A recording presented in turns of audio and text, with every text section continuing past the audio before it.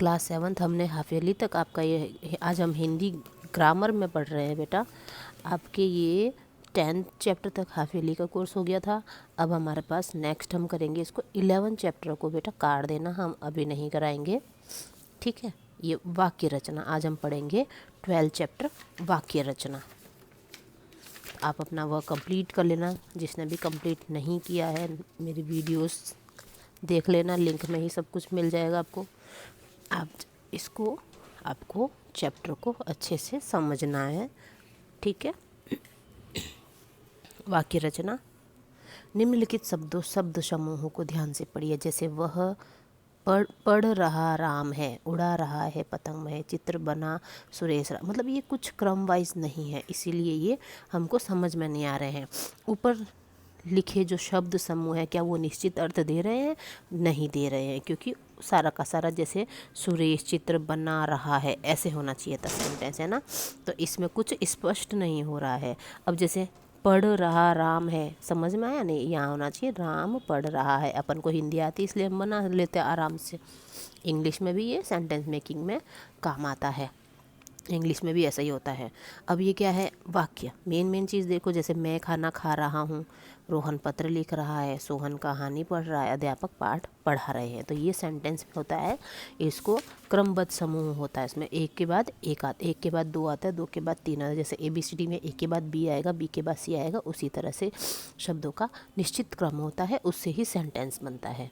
तो उपयुक्त वाक्यों को मुख्य रूप से दो भागों में बांटा जाता है। एक तो जैसे जिनके बारे में कुछ कहा जाता है, और एक जिसके बारे जो कुछ भी उनके बारे में कहा जा रहा है। जैसे अब जैसे मैं पढ़ा रही हूँ, मैडम हिंदी व्याकरण पढ़ा रहे हैं, तो कौन कर रहा है? मैं पढ़ा रही हूँ। तो यहाँ पर उद्देश्य हो गई मैं, सोनिया मैम पढ़ा रहे हैं, तो सोनिया मैम हो गई उद्देश्य। तो सोनिया मैम क्या कर रहे हैं अब? तो जो सोनिया मैम काम कर रहे हैं वो हो जाएगा विधेय, ठीक है। जैसे अब उद्देश्य, वाक्य के दो अंग होते हैं, उद्देश्य और विधेय। यानी हम एक सेंटेंस लिखते हैं ना, उसको 2 पार्ट्स में डिवाइड किया गया है। जैसे मैं पढ़ा रही हूँ, ठीक है। तो ये एक सेंटेंस है। अब इसके 2 अंग हैं, 2 पार्ट हैं इस सेंटेंस के। एक तो मैं पढ़ा रही हूँ, ये 2 पार्ट्स में डिवाइड किया, तो मैं क्या हो गया? उद्देश्य। और जो बाकी जो डिस्क्राइब कर रही हूँ, मैं क्या काम कर रही हूँ, वो हो जाएगा विधेय। तो उद्देश्य क्या होता है? वाक्य में जिस खंड के विषय में कहा जाए या जो खंड क्रिया को करने वाला, उसे जैसे जो क्रिया करने वाला होगा उसे कहेंगे उद्देश्य। और विधेय क्या है? उद्देश्य के विषय में जो कुछ कहा जाए उसे विधेय के, मतलब जो कोई करता है वो उसके बारे में जो कुछ डिस्क्राइब किया जाता है, जो कुछ कहा जाता है वो क्या काम कर रहा है, तो वो आता है विधेय में, ठीक है। अब जैसे देखो ये सेंटेंस है, आपको पता चल जाएगा राम पढ़ रहा है, तो राम उद्देश्य है। काफ़ी बार ऐसे क्वेश्चन आते हैं कि उद्देश्य और विधेय को, उद्देश्य को अंडर सर्कल करो और विधेय को अंडरलाइन करो, ऐसे अपन क्वेश्चन करते थे ना। जो राम पढ़ रहा है उद्देश्य, सुरेश है उद्देश्य है, चित्र बना रहा है विधेय है ना। अब है वाक्य के भेद, वो वाक्य के पार्ट थे, ध्यान रखना, उद्देश्य और विधेय। लेकिन वाक्य के भेद कितने हैं? कितने भेद है? देखो, अर्थ के निम्न आधारों पर किए गए हैं। अर्थ के आधार पर वाक्य के भेद किए गए हैं। तो अर्थ के आधार पर 8 भेद है। अ से अर्थ, अ से 8 भेद, ये याद रखना। 8 भेद है। विधिवाचक वाक्य, निषेधवाचक वाक्य, आज्ञावाचक वाक्य, विस्मयवाचक वाक्य, इच्छावाचक वाक्य, संदेहवाचक वाक्य, संकेतवाचक वाक्य, प्रश्नवाचक वाक्य, ठीक है। तो अब ये है कुछ क्वेश्चन, कुछ नाम तो ऐसे पढ़ के ही पता चल जाएगा इसमें क्या का। जैसे प्रश्नवाचक में पता है क्वेश्चन मार्क आता है, संकेतवाचक में कोई संकेत या इशारा होता है ना। विस्मयवाचक में वो विस्मय आदि बोधक चिन्ह नहीं होते, अरे छी शाबाश वो वाले, वो सेंटेंस आ जाता है इसमें। वो जो इमोशंस वो एक्सप्लेन करते हैं जिसमें, है ना। संदेह, संदेह मतलब होता है शक, जहाँ पर भ्रम की शंका हो, यानी जहाँ पर संदेश हो कि शायद आज ये हो सकता है, शायद आज ये हो। आज्ञावाचक में क्या होता है कि आज्ञा ली गई हो, जिस सेंटेंस में आज्ञा दी गई हो, आज्ञा ली गई हो, है ना। तो ऐसे करके अपन नाम से भी पता लग सकता है। अब जिसको नहीं दिख रहा है वो अपनी बुक लेके ही बैठना। विधिवाचक वाक्य, जिन वाक्यों में किसी बात या कार्य होने का बोध होता है, विधिवाचक। जैसे सिंपल सेंटेंस, कोई भी काम होना, जैसे माता जी सो रही है, मैडम पढ़ा रही है, हम खा रहे हैं, जो सिंपल सेंटेंस है। निषेधवाचक वाक्य, निषेध, निषेध मतलब होता है मना। जिस भी सेंटेंस में नहीं मत करिए, नहीं करना है, ना मत करो, ऐसे नहीं करना है, तो नो, नहीं, ऐसे सेंटेंस आते हैं, वो होता है नेगेटिव सेंटेंस। नहीं आता इंग्लिश में वो वाला। जिन वाक्यों से किसी बात या कार्य के न होने का बोध होता है उसे निषेधवाचक। जैसे हरि ने मेरा पत्र नहीं पढ़ा, तो यहाँ नहीं आ गया, निषेधवाचक वाक्य हो गया ये।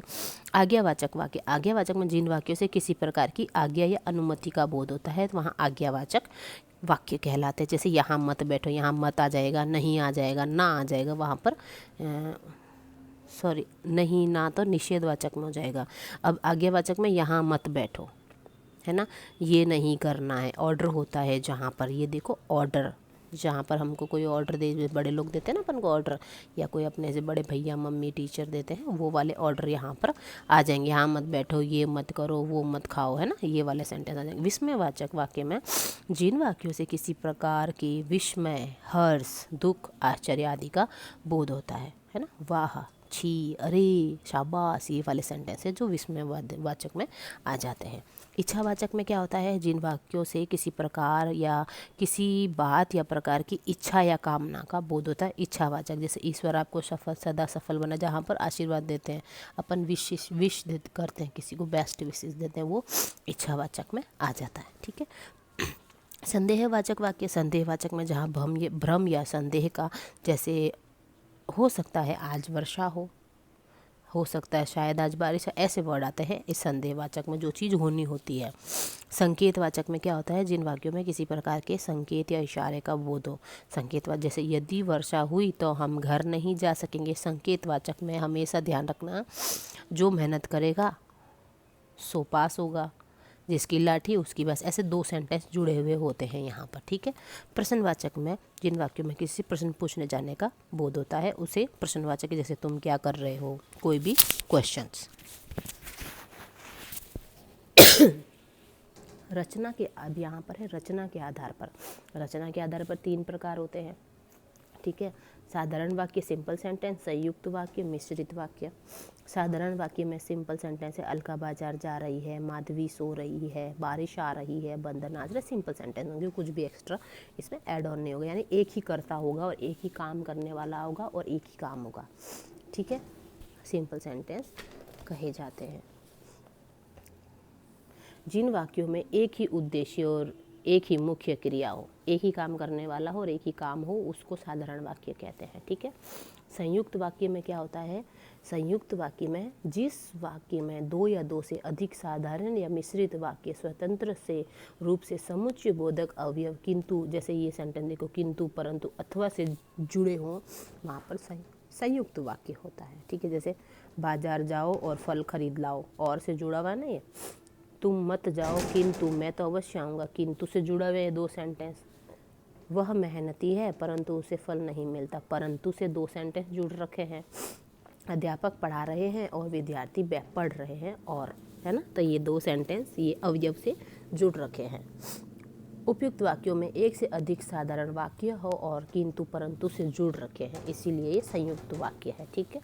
अब यह है मिश्रित वाक्य। मिश्रित वाक्य में क्या है, जिस वाक्य में एक प्रधान उपवाक्य तथा एक या एक से अधिक आश्रित उपवाक्य हो उसे मिश्रित वाक्य, यानी कि एक इसमें 2 सेंटेंस जुड़े हुए होते हैं, एक सेंटेंस दूसरा सेंटेंस प्लस जुड़ रखे होते हैं और साथ में होते हैं, यानी कि ये एक के बिना दूसरा इनकम्प्लीट है, दूसरे के बिना पहला इनकम्प्लीट है, कुछ समझ में नहीं आता। जैसे उसने कहा कि वह कल आएगा, उसने कहा कि लक्ष्मण ने देखा कि सीता झोपड़ी में नहीं है, वर्षा हो रही थी इसीलिए वह नहीं आया, वह लड़का जो सामने बैठा था वह घर चला गया, जो सामने बैठा था, ऐसे सेंटेंस होते हैं, वहाँ पर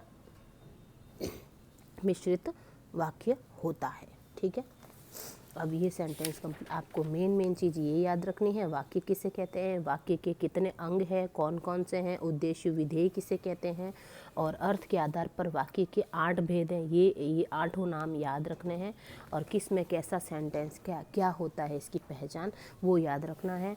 प्लस आपको ये याद रखना है कि रचना के आधार पर वाक्य के 3 प्रकार है, साधारण वाक्य, मिश्रित वाक्य, संयुक्त वाक्य, है ना। सिंपल सेंटेंस, मिश्रित वाला, संयुक्त वाला, इसमें कौन सा वाला हो सकता है वो याद रखना है, मतलब डेफिनेशन याद रखनी है। इतना काम आपको करना है, फिर बुक एक्सरसाइज नेक्स्ट वीडियो में बताऊंगी। ओके बेटा, अच्छे से पढ़ना है इस चैप्टर को।